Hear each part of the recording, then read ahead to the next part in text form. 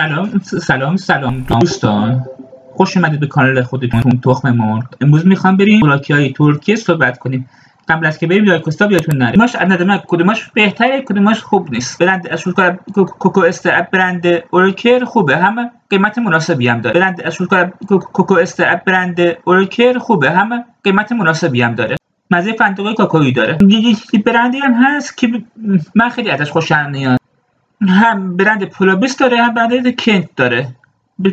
توفیو هم مزه هندونه داره، سیب داره، پرتقال و تمشک داره. با گرس هم گیلاسش خوب نیست. وافل ماستری تقریبا هم پای عروس خودمونه. نهایتی چوبیه سیگار، اما زود خوردش و یا نرم میشه خوردش، نباید نرم بشه وگرنه زود آب میشه. که اکثر بادمجوناشونو با پوست درست میکنن. کنسرو بادمجوناش هم ربش زیاده. مثلا توی دیباش هم تو پاکت هم میذارن. بعدا من هم کنسروش بهتره. برند اتی به نظر من شکلاتاش حرف نداره. اینتنسیه، خیلی خوشمزه است. رنگ روشنی داره، مثلا خوش قیافه. شانکو خوشم میاد، مثلا فرفری باشه. دارک بلو رو دوست دارم.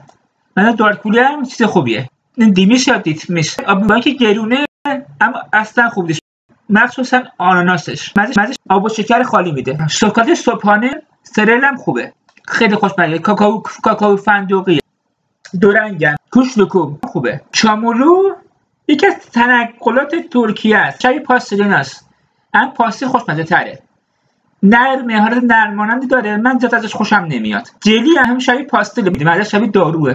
اینجا ویفر هم داره، ویفراش شبیه هم ویفر خودمونه. آبلیمو جوس هم خیلی خوبه. آبلیمو ترکیبی خیلی دوست دارم، چون ترکیبی خیلی خوشم میاد.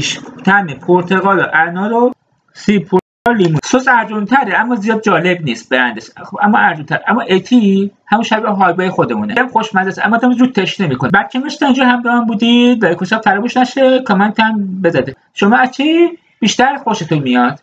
تا ویدیو بعدی بدرود.